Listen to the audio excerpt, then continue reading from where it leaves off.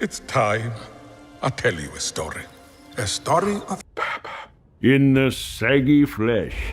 Shadow the Hedgehog's taking on Mufasa, who'd have thought? Indeed, both of these movies are going for the prime Christmas slot this year, the result being the internet's latest attempt to create a Barbenheimer type phenomenon, I guess. They already tried it with Wicked before Wicked moved out of the way of Moana 2 to join the same weekend as Gladiator 2, leading the internet to naturally switch to Gladdy-Wicked.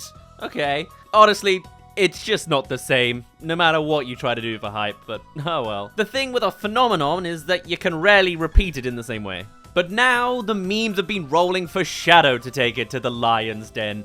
However, is this a very good idea for either of them? No, that's the quick answer. The thing with the Barbenheimer phenomenon is that they weren't going directly for the same demographic. Sure, there was a lot of audience overlap, humans that like to watch entertainment, and even more overlap once the meme began. However, in this instance, you very clearly have two family-targeted movies. They are going for the same audience, they are literally rivals.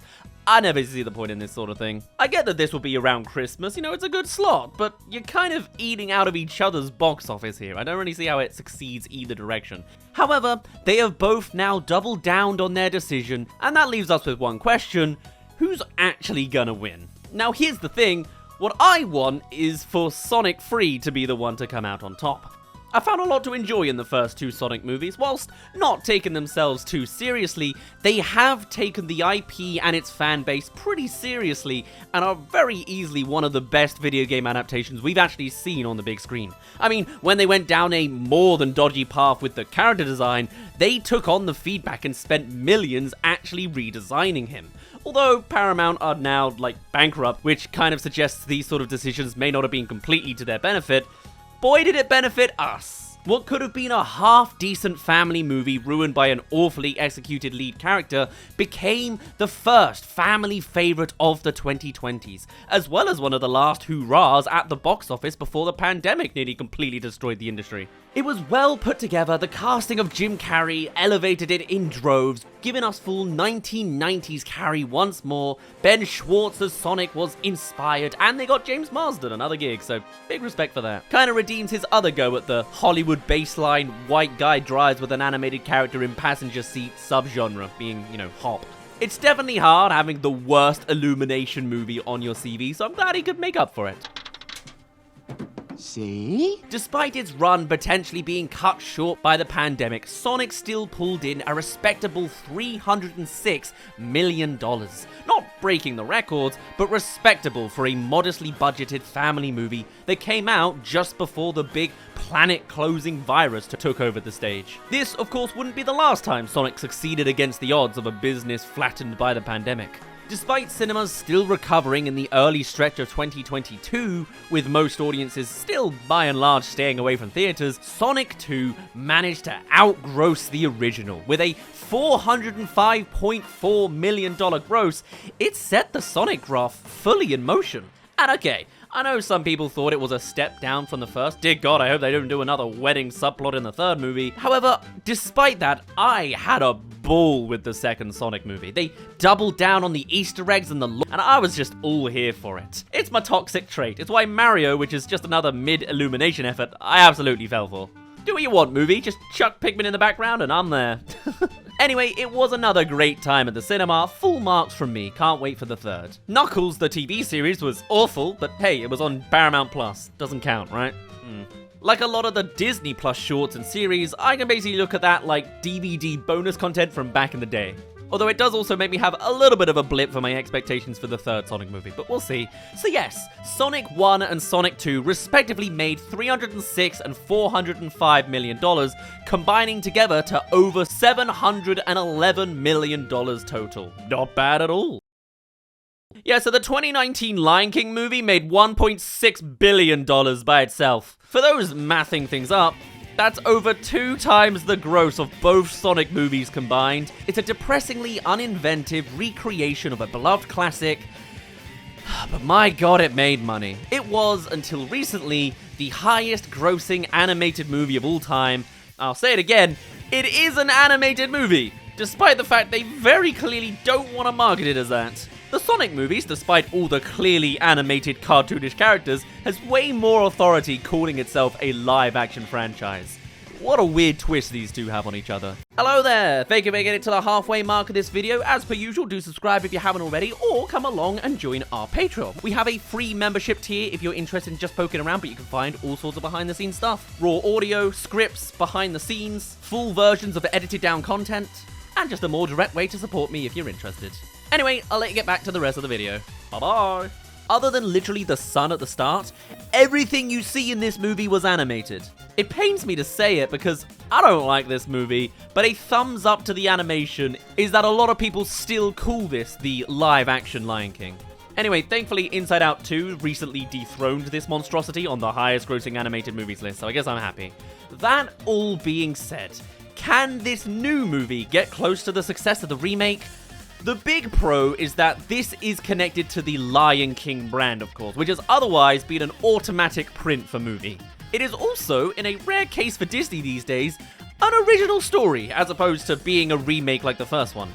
It's also directed by an Oscar-winning filmmaker in Barry Jenkins, who is so enthusiastic for what he's done here that it's kind of scaring people. Like, you could have left it as, I've just made a really solid movie for all of the family, but instead he's talking about this being like the best thing he's ever done. This Oscar-winning man saying that the CGI Lions gig is his best work. It's the one thing that leaves me conflicted on how this movie's actually going to turn out. It's almost like we're going to have a Puss in Boots 1 to Puss in Boots The Last Wish level glow-up of a movie that no one's going to see coming, or at least that's how they're trying to market it.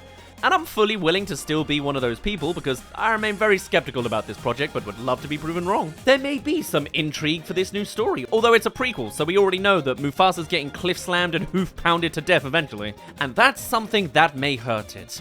We know what happens in the end. This is just padding out insight into something we already know.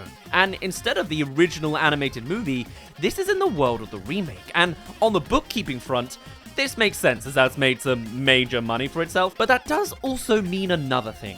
Everyone went to see the first soulless movie, and a lot of people do like it, but there's also plenty of people who didn't. And even then, a lot of people went back to enjoy those characters and songs again. This one's going out with a complete original roster of tracks from Lin, I wrote the song Manuel for every movie Miranda, and again, like Barry Jenkins' enthusiasm, it baffles me that he did this movie and then passed Moana 2's songs to someone else.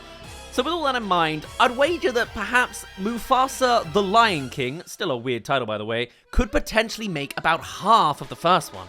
Simply because it's not got the nostalgia factor of an old story that's known, it's had the fact that the first movie's been seen and wasn't necessarily appreciated by a lot of people, and now it's coming out with entirely new territory and a little bit of over-marketing. That being said, that's a very lowball hit for me, and even then, half would still make $800 million. It may not match the first, but they'll probably still be delighted with that. Maybe a more accurate number would say it'll make just over $1 billion, but not like 1.6 billion as well. Or I could lose my faith in humanity even more, we'll find out. Either way, that's still some solid cheddar for the Mouse House. That being said, on the other side of things, can Sonic 3 get anywhere close to that?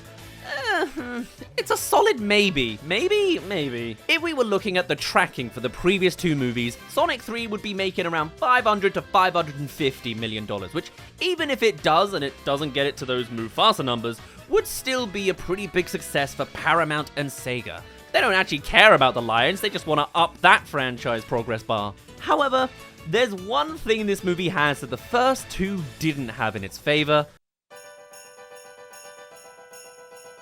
It's coming out around Christmas, which is the busiest individual period for the movies. Star Wars: The Force Awakens is still the highest grossing movie the US domestic box office has had, and whilst that had first big major Star Wars release in ages on its side, you can bet that the big Crimbo family get-together element definitely fed into that as well. Now this is something that could benefit both of the movies, absolutely, yeah, sure.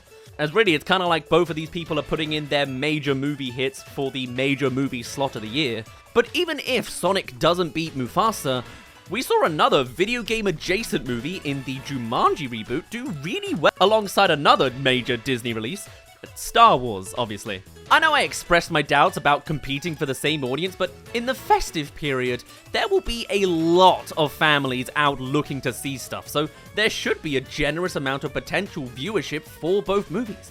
Add on to the fact that we're now very far and beyond pandemic times, so Sonic isn't going to be shackled by any of that on that regard, as well as the fact that you do have the element of high-profile action flicks of Jim Carrey and now Keanu Reeves coming along to push Sonic a little bit further up. And I mean, it sounds like that's a pretty good solid state from the business side of things.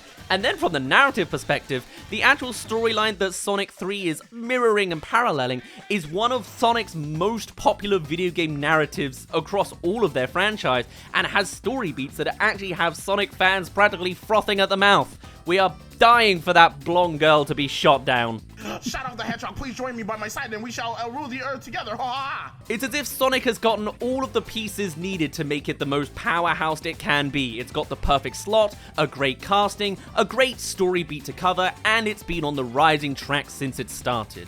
So I guess it's quite the no-brainer to mention that Sonic is clearly the internet's favorite to win, as it is mine. With Barbenheimer, that was a shipping of the two movies. This time, I think we're looking at a full-on rally around Sonic 3 to beat Mufasa. And if there's anything the team behind Sonic know, it's to not underestimate the power of the internet.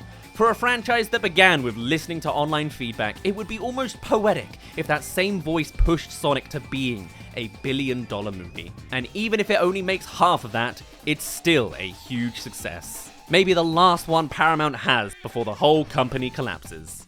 But if it did get to that magic billion-dollar mark, I'd absolutely love to see it. On that note though, I'm gonna end it off there. My name's been Daz, thank you very much for reaching the end of this video. What are your thoughts on Mufasa and Sonic 3 as movies? Do you think there's anywhere close to a clash, or will we ship them as a Barbenheimer thing? Love to hear your thoughts, do let me know down below, and I shall see you in a little bit.